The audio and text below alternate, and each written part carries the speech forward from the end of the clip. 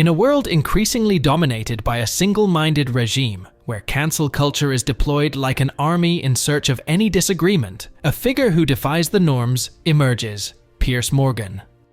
This controversial commentator has turned his voice into a cannon that attacks the hypocrisy and excess of an elite that intends to dictate the rules of what we can think, feel, and express. As opinions become caught in the web of political correctness, Morgan emerges as a provocateur who is not afraid to challenge the status quo, even if it means facing a perpetually offended crowd, ready to act like angry wasps to any dissent. Recent developments in the public sphere have exposed the fragility of open debate. Discussions have become battlefields where logic and reason are sacrificed on the altar of indignation. The era of the offended has arrived to shape not only the cultural narrative, but also everyday thinking. Those who once questioned the established narrative now fear imminent attack from those who are at the forefront of this crusade, willing to eradicate any perspective that deviates from the accepted line. Morgan, however, is not intimidated by these challenges. His bold approach leads him to tackle sensitive issues such as gender identity and inclusion in sport, where he raises questions that many prefer to avoid.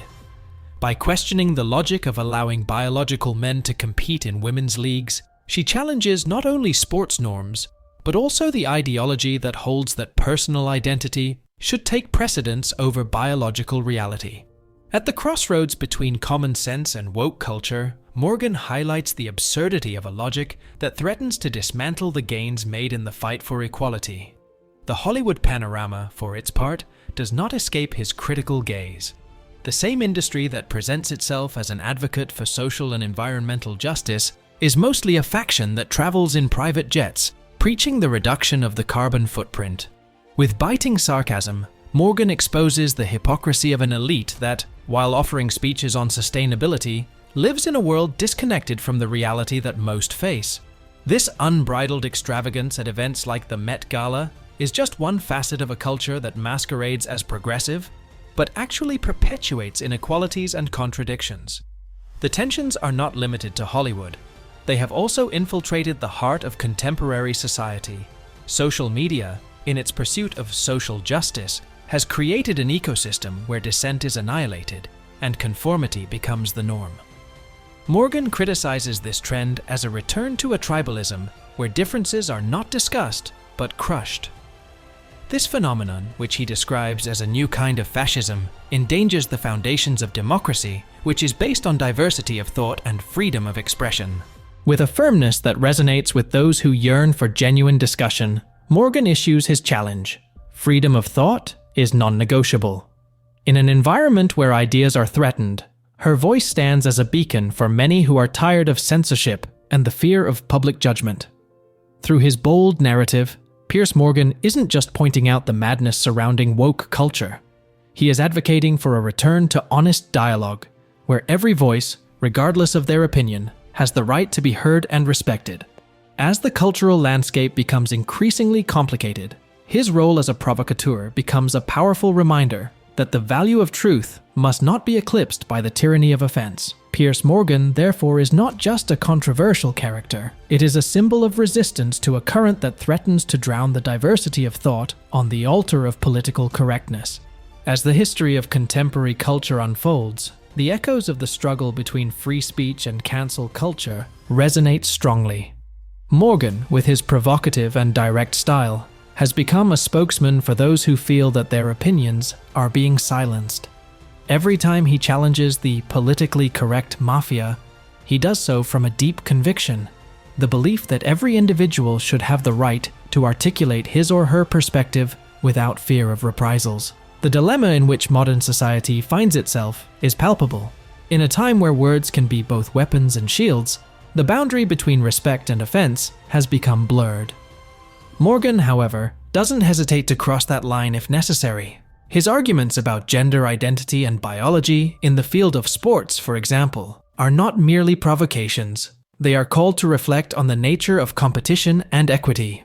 Its direct approach provokes a visceral reaction from many, not only because it dares to go against the mainstream, but because it raises fundamental questions that many are afraid to address. The situation is even more alarming when we consider the impact of social media in this debate. In a world where algorithms dictate what kind of content is consumed, the ability to have meaningful conversations is compromised. Morgan not only points out this contradiction, but openly criticizes it, warning that the kind of polarization we are currently experiencing is eroding the very fabric of society. The lack of healthy dialogue is leading to a disconnect that manifests itself in all areas of public life, from politics to entertainment. The role of Hollywood, a microcosm of the larger society, is equally revealing. Through Morgan's lens, the entertainment industry becomes a mirror of hypocrisy, where celebrities who set themselves up as champions of social causes seem to be devoid of self-criticism. In a scene where discourses about sustainability and social justice are commonplace, the lack of coherence between message and action is disconcerting. Morgan highlights how this dichotomy not only misleads the public, but also perpetuates skepticism toward the true causes these figures purport to champion. At the center of this cultural storm is the question of identity. Morgan, with his unmistakable style, challenges the notion that identity is completely fluid and subjective. By questioning the premises of an identity politics that seems to be crumbling under its own weight, she becomes the voice that many yearn for in a time where truth seems to be a malleable concept.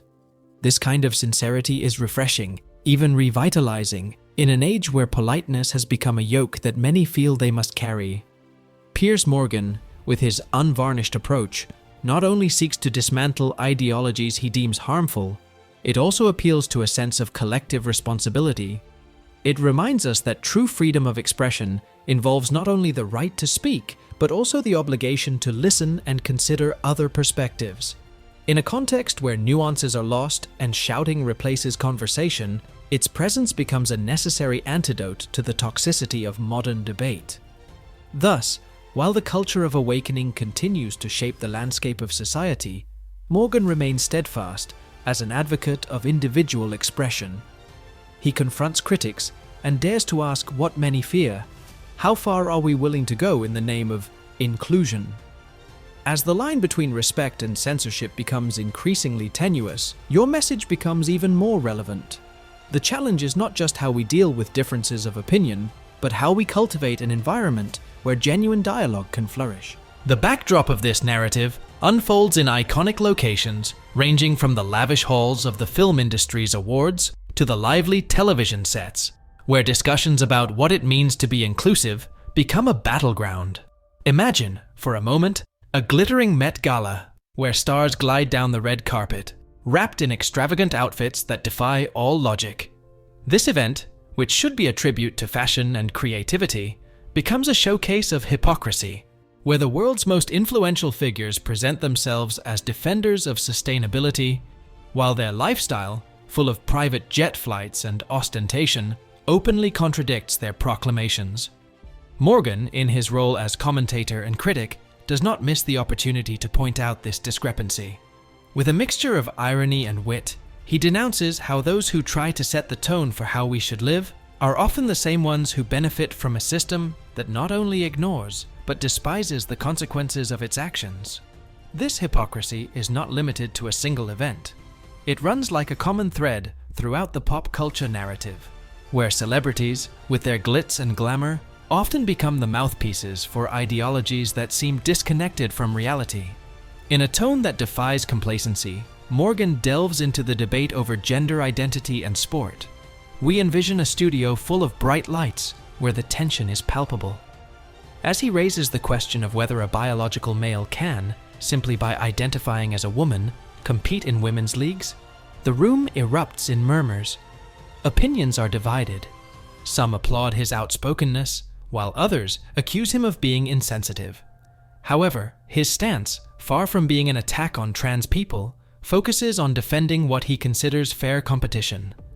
In her mind, equity in sport is not just a matter of inclusion, but a fight to preserve the very essence of competition, sweat, and effort that have defined women's athletics for decades. The controversy intensifies when Morgan uses concrete examples to back up his arguments. Imagine a talk show where figures like Leah Thomas, a trans swimmer, who has sparked a torrent of debate about justice in sports, are discussed. As data and statistics are revealed, The atmosphere heats up, and Morgan uses his platform to challenge prevailing narratives, raising questions that many are afraid to ask. Where do we draw the line between inclusion and justice? And how do we respond to a phenomenon that could strip biological athletes of their achievements? As the narrative progresses, the story becomes even more entangled in the complexities of social media. In this digital world, where likes and retweets have become the new gold, conversation fragments into echo chambers, and debates are transformed into deafening screams. Digital platforms allow every voice to be heard, but they also create an environment where dissent is punished. Morgan, like lightning in the midst of this storm, becomes a defender of freedom of expression, a banner of those who yearn for a return to reason and dialogue. In the midst of this struggle, the place where these interactions take place becomes a symbol of the cultural battle. The streets of London, brimming with demonstrations and protests, serve as a backdrop as diverse groups gather to demand their rights and express their opinions. Morgan, apart from these manifestations, feels impelled to reflect on the true meaning of freedom. In a world where opinions clash like gladiators in an arena, is it possible to find common ground? As the story unfolds, it's inevitable that Hollywood hypocrisy will emerge once again. Morgan discusses the case of Disney, where the attempt to be inclusive ended up depriving a group of actors of meaningful opportunities. In a world that claims to defend minorities, there is a counterproductive effect that leaves those affected more marginalized than ever. In his expositions, Morgan reveals the irony of progressive efforts that, instead of elevating those they are supposed to protect, perpetuate exclusion. In a surprising twist, the narrative reaches its climax during a talk show where Morgan faces celebrities. The atmosphere is electrifying. The lights are shining, the cameras are spinning, and the world is watching. Here, on this set where ideas and personalities intersect, the most uncomfortable questions are posed. Cancel culture, that monster that stalks those who dare to step out of line, becomes the central topic of the discussion. Morgan does not shy away, but confronts those who seek to silence dissenting voices. The interactions in this scenario are explosive, words become weapons, and positions are fiercely defended.